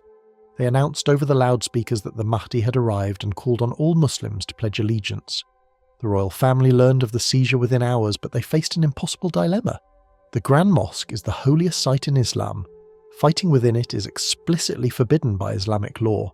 The Quran prohibits violence in the sacred precinct. Any military operation risked killing hostages and damaging a structure that Muslims had revered for over 1,000 years.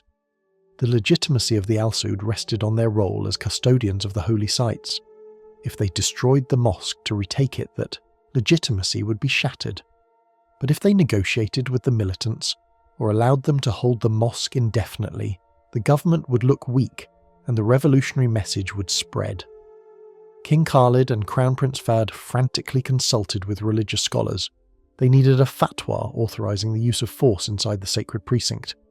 The senior ulama deliberated and eventually issued a ruling permitting military action to end the siege. But getting religious permission was one thing, actually retaking the mosque was another. The first Saudi military attempts were disasters. The National Guard units sent to clear the mosque were poorly trained and poorly led. The militants knew the layout of the massive complex intimately. They had stockpiled weapons and supplies for a long siege. They shot down Saudi soldiers from elevated positions. The initial assault on November 20th failed completely with heavy casualties. A second attempt the next day also failed. The militants retreated into the basement levels of the mosque, a labyrinth of rooms and corridors beneath the main prayer hall. Saudi forces could not dislodge them without unacceptable losses. The siege dragged on for day after day.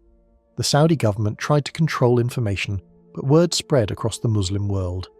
In Pakistan, mobs attacked the American embassy in Islamabad, believing false rumours that the United States was behind the seizure.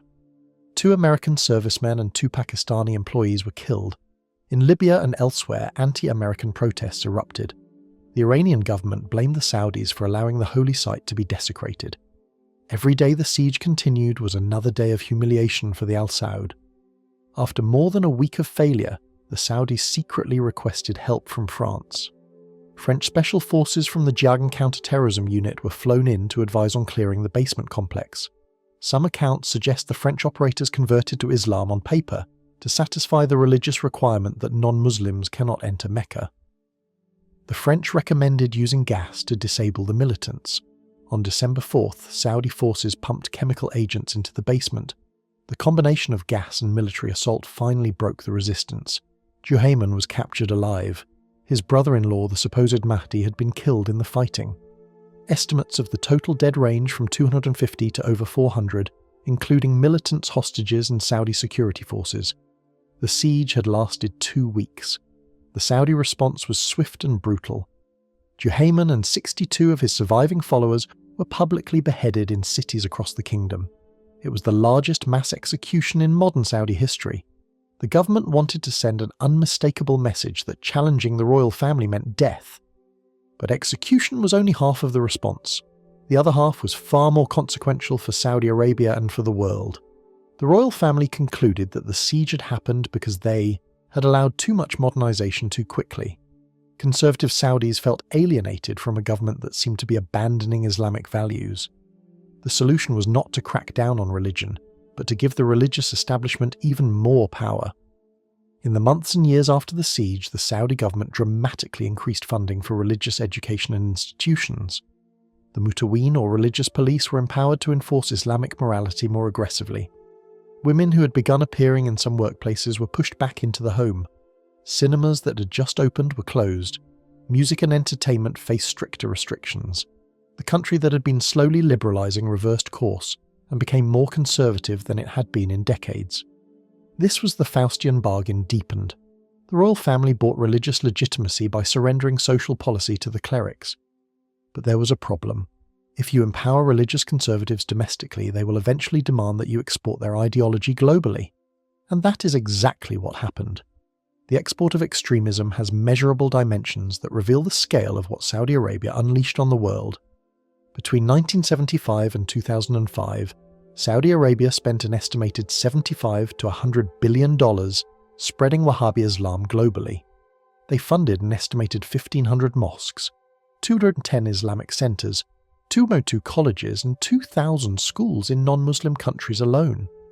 In Pakistan, Saudi money funded thousands of madrasas, religious schools, that taught a rigid conservative Islam to millions of young men. In Indonesia, in Africa, in Europe, in the Americas, Saudi-funded institutions promoted Wahhabi interpretations and displaced local Islamic traditions. The Afghanistan Jihad became the focus of Saudi religious energy after the Soviet invasion in 1979. Here was a genuine holy war against godless communists. The Saudi government officially contributed between $3 and $4 billion to the Afghan Mujahideen, matching American CIA funding dollar for dollar. But private Saudi donors contributed billions more through charities and personal networks. Young Saudi men were encouraged to go fight jihad in Afghanistan. Among them was a wealthy young man from a prominent Saudi family named Osama bin Laden. Bin Laden went to Afghanistan in the 1980s with Saudi government approval. He used his family fortune to support Arab volunteers fighting the Soviets. He built training camps and logistics networks.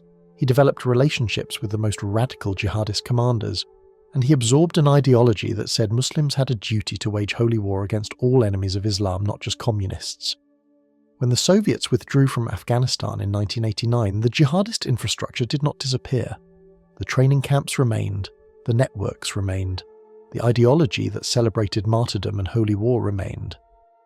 Bin Laden returned to Saudi Arabia as a hero, but quickly became disillusioned with the royal family. When Iraq invaded Kuwait in 1990, bin Laden offered to bring his Afghan veterans to defend Saudi Arabia. Instead, the royal family invited American troops. For bin Laden, this was the ultimate betrayal. Infidel soldiers on the holy soil of Arabia, protecting a corrupt regime that called itself Islamic. He began denouncing the Al Saud as apostates who had forfeited their right to rule.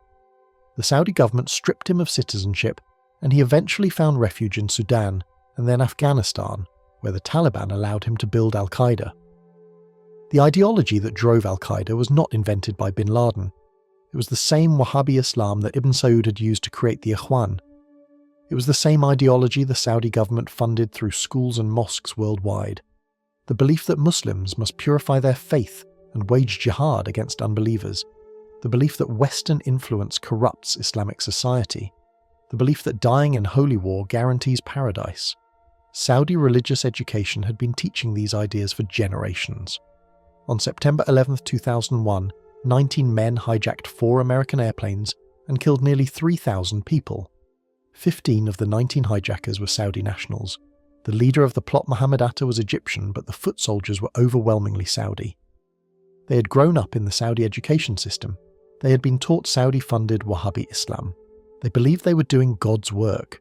The connection was impossible to ignore, yet the American government chose to ignore it. In the aftermath of 9/11, the United States invaded Afghanistan to destroy al-Qaeda, and then invaded Iraq on false pretenses about weapons of mass destruction. But Saudi Arabia remained an ally. The 28 pages of the 9/11 Commission report dealing with Saudi connections were classified for years. Saudi officials were allowed to fly out of America when all other planes were grounded. The relationship was too important to let a little thing like mass murder interfere. After 9/11, the US government estimated that Saudi charities had funneled between $300 and $500 million to al-Qaeda and affiliated groups over the years. Saudi textbooks still taught hatred of Christians and Jews. Saudi-funded mosques in the West still promoted extremist interpretations of Islam. Yet Saudi Arabia remained America's ally because of one overriding factor: 17% of global oil reserves.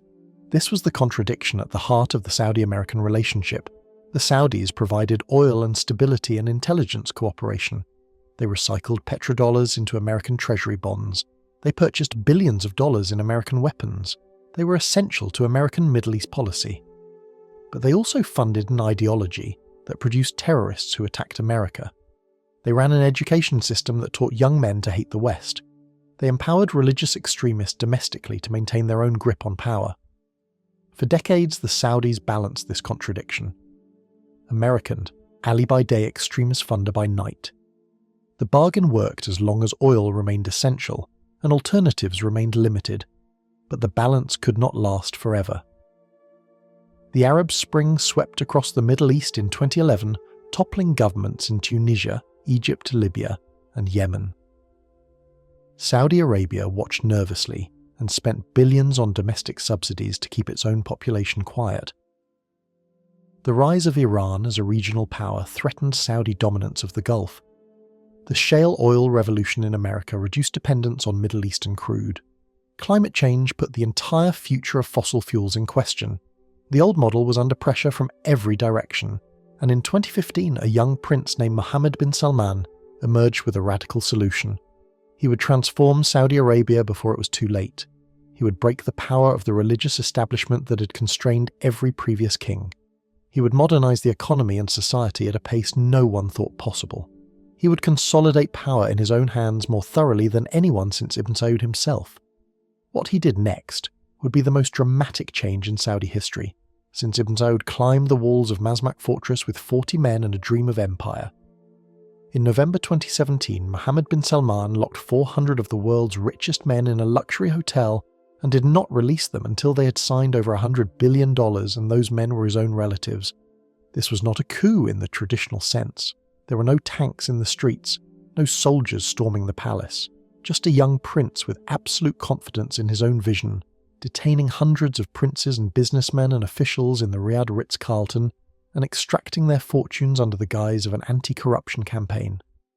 The world had never seen anything quite like it.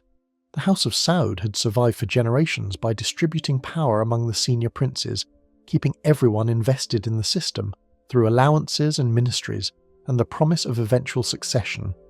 Mohammed bin Salman threw that playbook out the window. He concentrated power in his own hands more thoroughly than anyone since Ibn Saud himself, and he was just getting started. To understand how MBS, as he became known, rose so far so fast, you need to understand how the succession system had begun to fail. The brother-to-brother system that had worked for decades was running into demographic reality.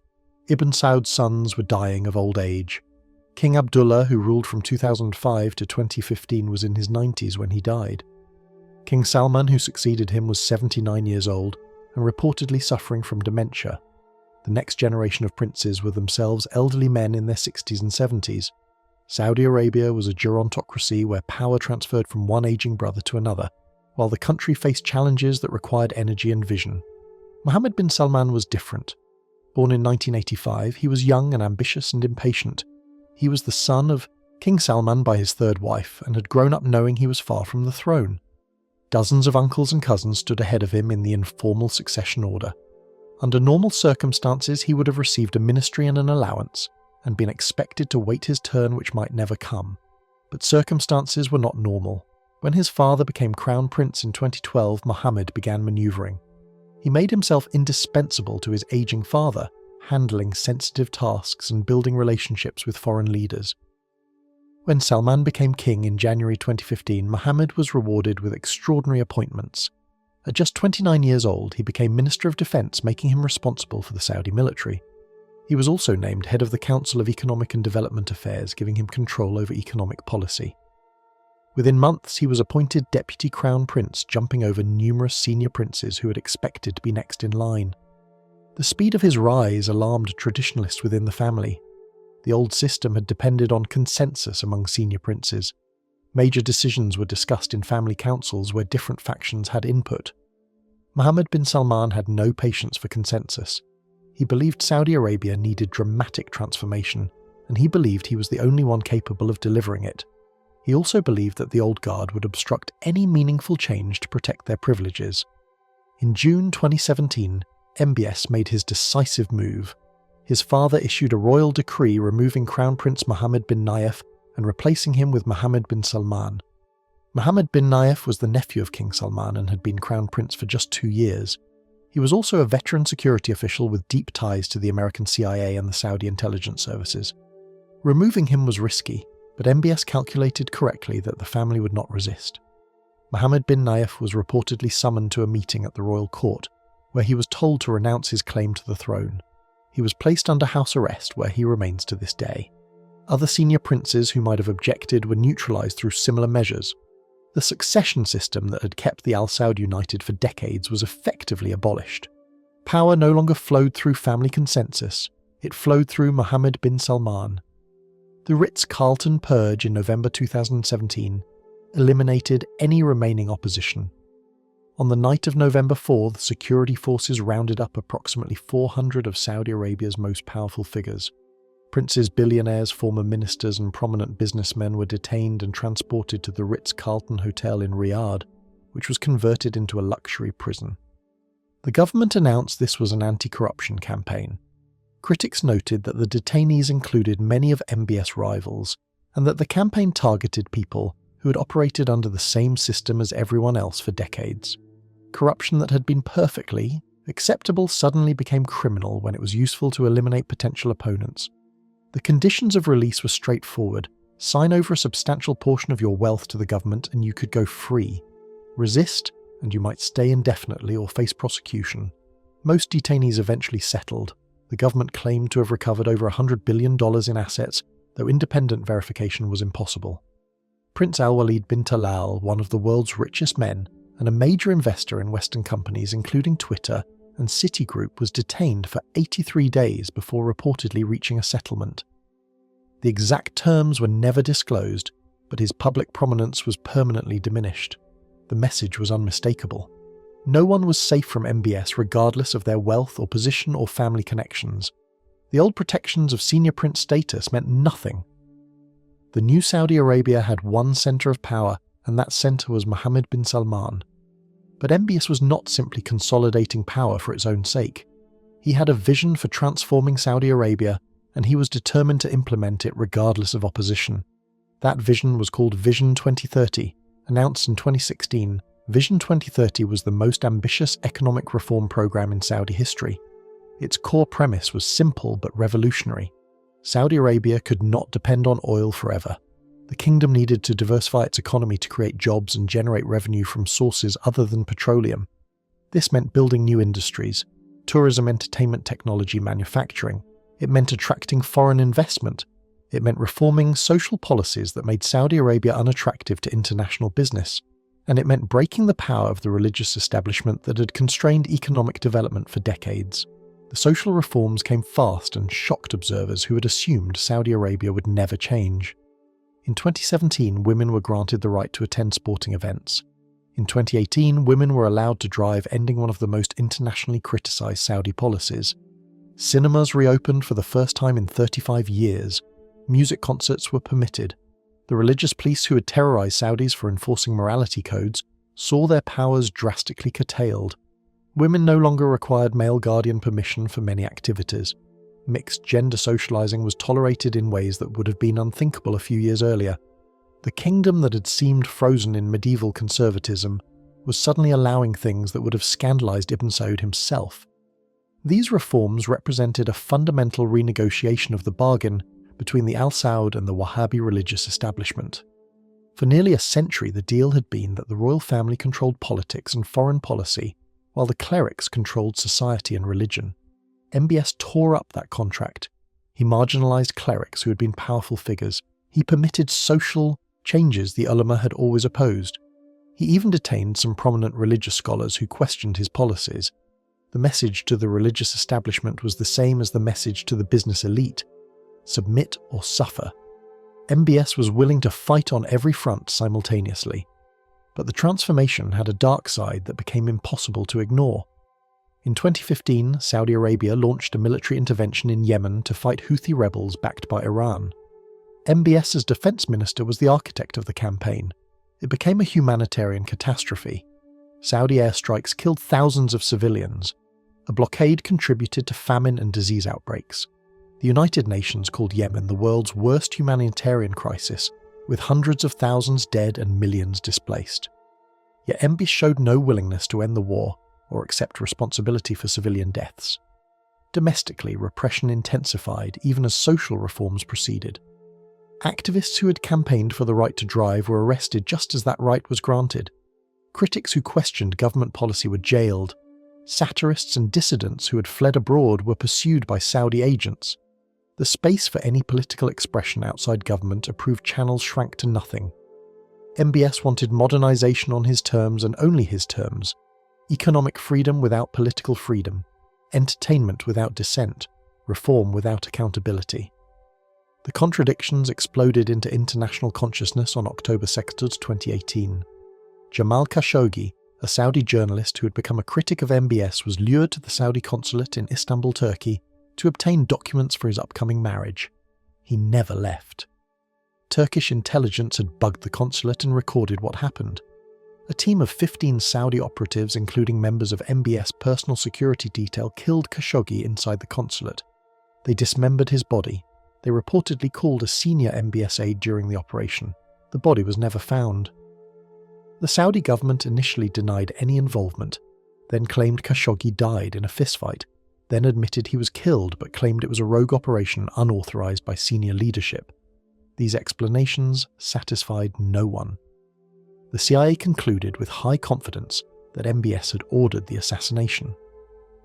The United Nations Special Rapporteur called it a premeditated extrajudicial execution for which Saudi Arabia was responsible. The Khashoggi murder revealed MBS methods to the world. This was not just about one journalist.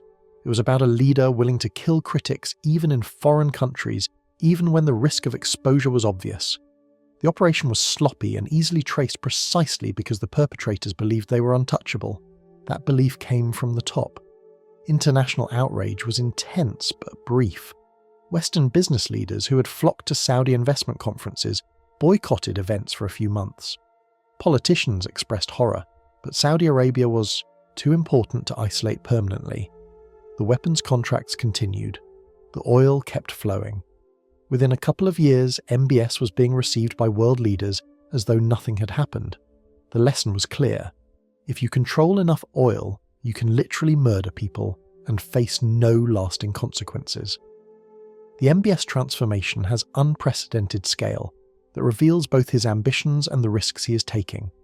The Ritz-Carlton purge extracted an estimated $100 to $106 billion in settlements from detained princes and businessmen.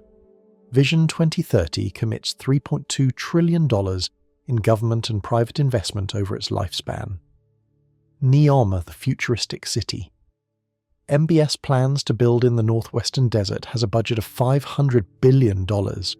It is supposed to include a 170-kilometre-long linear city called The Line that would house 9 million people in a structure 500 metres tall and only 200 metres wide.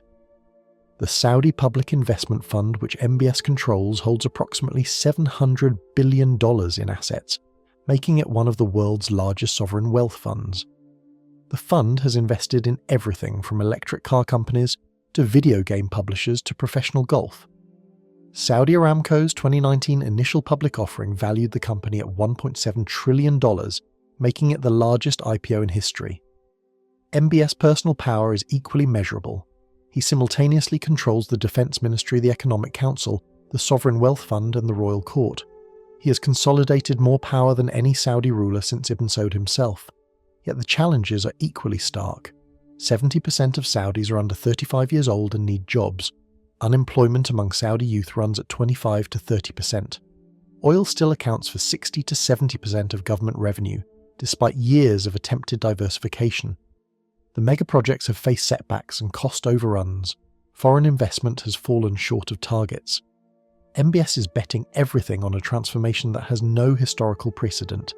He is trying to turn a rentier state dependent on oil into a diversified modern economy. He's trying to liberalize society while maintaining absolute political control. He's trying to break the religious establishment that gave the Al Saud legitimacy for generations without creating a legitimacy vacuum. He is trying to do all of this while his neighbours are unstable, his regional rival Iran grows stronger, and the global energy transition threatens the very foundation of Saudi wealth. The gamble might work. Saudi Arabia has advantages that other developing countries lack: enormous financial reserves, a strategic geographic position, a young population hungry for opportunity, control of Islam's holiest sites.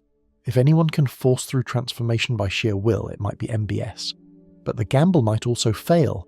The mega projects might become white elephants in the desert. The social reforms might create expectations for political reform that MBS has no intention of meeting. The repression might breed resentment that explodes when control slips. The religious conservatives might not stay marginalized forever. The family members whose wealth was seized and whose status was destroyed might find ways to resist. And MBS could rule for 50 more years. He is not yet 40 years old. If he lives as long as some of his predecessors, he could be making decisions for Saudi Arabia into the 2070s. No other major country faces the prospect of a single individual controlling policy for half a century. The concentration of power that allowed rapid reform also means there are no checks on bad decisions. When MBS is right, he can move faster than any democratic leader. When he is wrong, there is no one to stop him. MBS has consolidated more power than any Saudi ruler in generations. He has launched the most ambitious transformation in the kingdom's history. He has broken the succession system that kept the family united and the religious bargain that provided legitimacy. He has shown he is willing to kill critics and imprison relatives. He has bet everything on Vision 2030 and his ability to drag Saudi Arabia into a post-oil future. But power and success are not the same thing. The oil market is changing in ways that threaten everything the Al Saud have built. Electric vehicles are coming faster than anyone predicted. Climate change is forcing a global energy transition that could leave fossil fuels stranded. The shale revolution proved that technology can disrupt markets the Saudis thought they controlled. The question is not whether Saudi Arabia can survive. The kingdom has money and weapons and strategic importance. The question is whether the House of Saud can evolve fast enough to maintain control when the world no longer needs their oil. Because the future they are racing toward might not have room for oil dynasties at all. Electric vehicle sales grew 35% in 2023, while oil demand forecasts are being revised downward, and the Saudis are scrambling to reinvent themselves before their main product becomes obsolete. This is the existential question facing the House of Saud. For nearly a century, their power has rested on a single foundation: oil, the black liquid beneath the desert that the modern world could not function without. But what happens when the world learns to function without it? What happens when the cars go electric and the grids go renewable, and the climate crisis forces governments to abandon fossil fuels? What happens to a dynasty built entirely on a resource the world no longer needs? These are not hypothetical questions.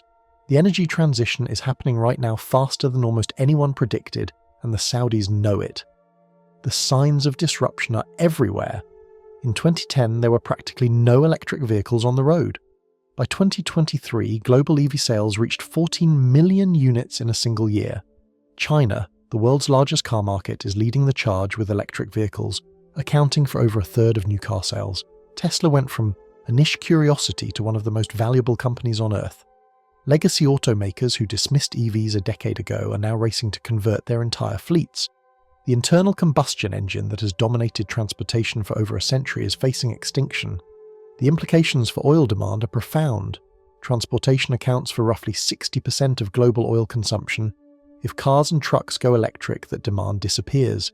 The International Energy Agency projects that oil demand could peak by 2030 under current policies.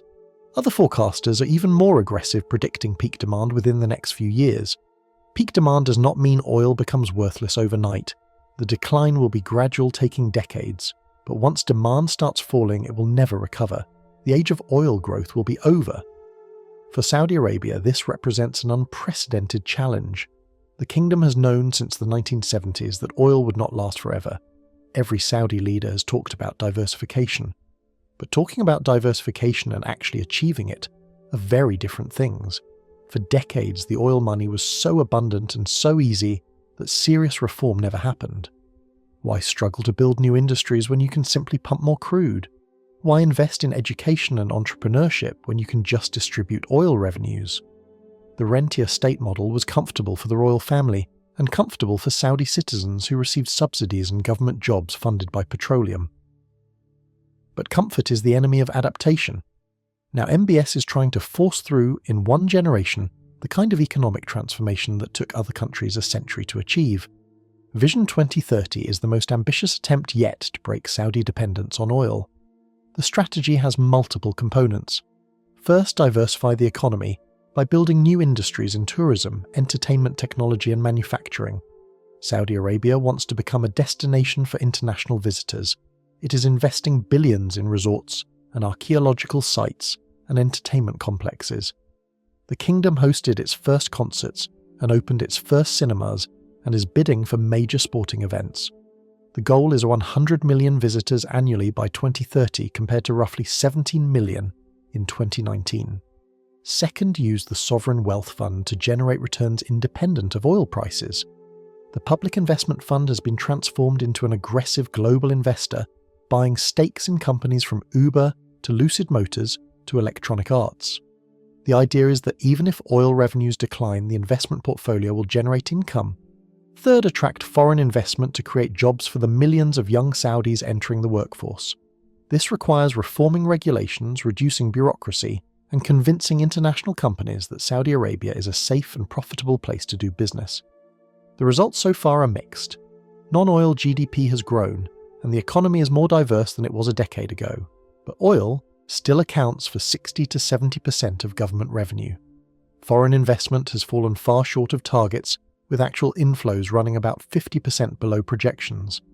The mega projects that were supposed to showcase the new Saudi Arabia have faced delays and cost overruns. NEOM, the $500 billion futuristic city in the desert, has been scaled back from its original vision. The line that was supposed to house 9 million people in a linear structure is now projected for less than half that number. Skeptics wonder whether any of these projects will ever be completed or whether they will join the long list of grandiose Middle Eastern developments that promised transformation and delivered white elephants. Youth unemployment remains stubbornly high at 25 to 30%. This is the critical vulnerability. Saudi Arabia has one of the youngest populations in the world, with 70% under age 35. These young people need jobs and opportunities. The old model of guaranteed government employment is unsustainable. There are simply too many young Saudis and not enough government positions. If the private sector cannot absorb them, if Vision 2030 cannot create real economic opportunities, then millions of frustrated young people will be looking for someone to blame. The Saudi pivot extends beyond economics to geopolitics. For decades, the kingdom relied on American protection as the foundation of its security. The deal struck by Roosevelt and Ibn Saud in 1945 remained the bedrock of Saudi foreign policy. American weapons, American training, American diplomatic support in exchange for stable oil supplies and alignment with American interests. But that relationship is fraying. American shale production has reduced dependence on Saudi oil. American public opinion has soured on the kingdom, particularly after the Khashoggi murder and the Yemen war. American politicians increasingly question why the United States should defend a regime that funds extremism and murders journalists. The unconditional alliance is becoming conditional. MBS has responded by diversifying Saudi relationships, particularly with China. Chinese investment in Saudi Arabia has grown substantially. Saudi Aramco has signed major deals with Chinese refineries. The kingdom has discussed pricing some oil sales in yuan rather than dollars, which would undermine the petrodollar system that has benefited both Saudi Arabia and America since the 1970s. In 2023, Saudi Arabia and Iran agreed to restore diplomatic relations in a deal brokered by China, not the United States. This was a symbolic shift. For the first time in decades, a major Middle Eastern diplomatic breakthrough happened without American involvement. China positioned itself as an alternative patron for Gulf states seeking to reduce dependence on Washington. The Saudi calculation is pragmatic. America is turning away from the Middle East focused on China and domestic priorities. China is the world's largest oil importer and will remain dependent on fossil fuels longer than the West. If America no longer values the relationship, then Saudi Arabia will find partners who do. But pivoting from America to China carries risks. China does not provide security guarantees the way America does. China has no military bases in the Gulf, no history of defending allies. If Iran or another adversary threatened Saudi Arabia, would Beijing send troops? Almost certainly not. The Saudis are trading a reliable, if demanding, security partner for an economic relationship with a power that has no commitment to their survival. The disruption numbers are stark, and they reveal both Saudi vulnerabilities and Saudi advantages. Global EV sales reached 14 million in 2023 and are projected to exceed 40 million by 2030. The IEA predicts peak oil demand by 2030 under current policies, though some analysts believe demand will plateau rather than decline sharply. Saudi Arabia's break-even oil price, meaning the price needed to balance the government budget, is approximately $80 to $85 per barrel. But their cost of production is only $3 to $10 per barrel, making Saudi crude the cheapest in the world to extract. This cost advantage means the Saudis can outlast every other producer in a price war. When prices fall high, cost producers in America and Canada and the North Sea shut down, while Saudi Arabia keeps pumping profitably. Vision 2030. Progress is genuinely mixed. Non-oil GDP has grown, but oil still represents 60 to 70% of government revenue, little change from a decade ago. The tourism target of 100 million visitors by 2030 was set against a baseline of 17 million in 2019. Current numbers suggest that target will be missed by a wide margin. Foreign direct investment targets are being missed by roughly 50%. Saudi youth unemployment remains at 25 to 30%. The Public Investment Fund is deploying capital aggressively, with $45 billion invested in global entertainment and sports, $3.5 billion for Newcastle United Football Club, and $650 million to create Live Golf. These investments generate headlines, but it is unclear whether they generate returns or jobs for Saudi citizens. The question is whether a country can transform its entire economy in one generation. No nation has ever attempted what Saudi Arabia is attempting at this scale. OPEC itself is weaker than it has been in decades. The organization that once terrified Western economies has been undermined by internal divisions and external competition. American shale production added millions of barrels per day to global supply outside OPEC control. Russia, a major producer, has cooperated with OPEC at times, but also competed for market share. Renewable energy is growing faster than anyone expected, with solar and wind now cheaper than fossil fuels in many markets. The cartel that could once move global prices by restricting supply now struggles to coordinate among members with diverging interests. Saudi Arabia remains the dominant voice in OPEC, but dominance of a declining institution is a diminishing asset. The internal tensions within Saudi Arabia add another layer of uncertainty. MBS has broken the consensus system that kept the royal family united. He has imprisoned relatives and stripped them of wealth. He has marginalized the religious establishment that provided legitimacy. He has created a system where all power flows through one person. This concentration of authority enabled rapid reform, but it also means there are no checks on mistakes. When MBS makes good decisions, Saudi Arabia moves faster than any democracy could. When he makes bad decisions, there is no one to stop him. The Khashoggi murder was a bad decision that isolated the kingdom internationally. The Yemen war was a bad decision that created a humanitarian catastrophe without achieving Saudi objectives. The detention of Lebanese Prime Minister Saad Hariri in 2017 was a bad decision that backfired spectacularly. Each of these errors reflected a leader who overestimates his own judgment and surrounds himself with people afraid to disagree. What happens when MBS is gone? He has destroyed the succession system that governed Saudi Arabia for decades, but he has not created a replacement. He has sons, but they are young. The princes he displaced might seek revenge. The religious conservatives he marginalized might reassert themselves. The family members whose wealth he seized might find allies. MBS has created a system that depends entirely on his personal control. Such systems rarely survive their creators. The parallels to other dynasties are uncomfortable. The Romanovs ruled Russia for 3 centuries, accumulating vast wealth and absolute power. They failed to adapt to industrialization and popular demands for reform. They fell in 1917 and were executed by revolutionaries. The Qing dynasty ruled China for nearly 300 years, presiding over the world's largest economy. They failed to adapt to Western military technology and domestic demands for modernization. They fell in 1912, and their empire fragmented. The Pahlavis ruled Iran with oil wealth and American support. They failed to adapt to popular resentment of corruption and Western influence. They fell in 1979 and were replaced by the Islamic Republic. Each of these dynasties believed their wealth and power would protect them. Each discovered that wealth cannot substitute for legitimacy, and power cannot suppress grievances forever. The Saudi story is ultimately about whether power built on a single resource can outlive that resource. For 6 generations, one family has controlled the world's most strategic commodity. They built an empire on desert warfare and religious extremism and American protection and petroleum.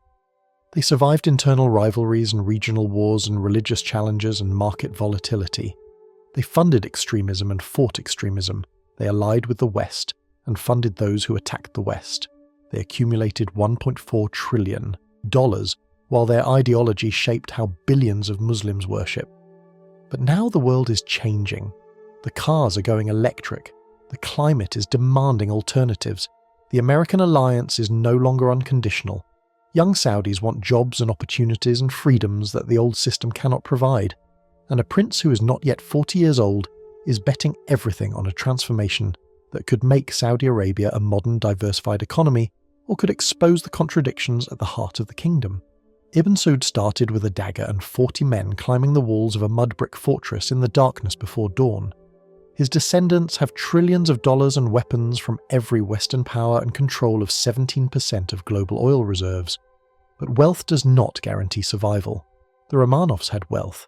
The Qing had wealth. The Pahlavis had wealth. Empires fall when they cannot adapt to changing circumstances. Dynasties collapse when they lose legitimacy faster than they can suppress dissent. The House of Saud has adapted before. They went from tribal raiders to religious warriors to oil barons to global investors. Each transformation required abandoning what came before. Each transformation created new vulnerabilities even as it solved old problems. Can they adapt again? Can they build an economy that does not depend on oil? Can they maintain control while liberalizing society? Can they navigate between America and China as global power shifts? Can they keep 2,000 princes invested in a system that no longer distributes power among them? Can they satisfy millions of young Saudis who want more than their parents had? Can they survive the death of the oil age that made them rich?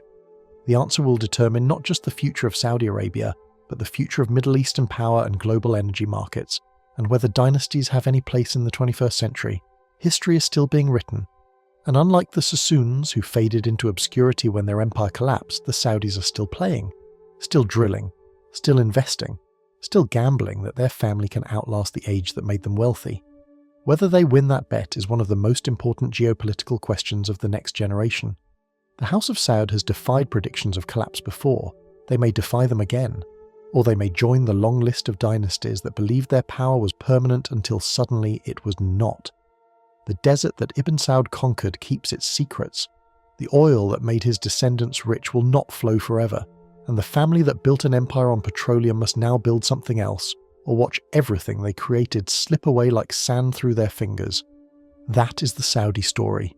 That is the bet MBS is making, and only time will tell whether the House of Saud survives the future they helped create.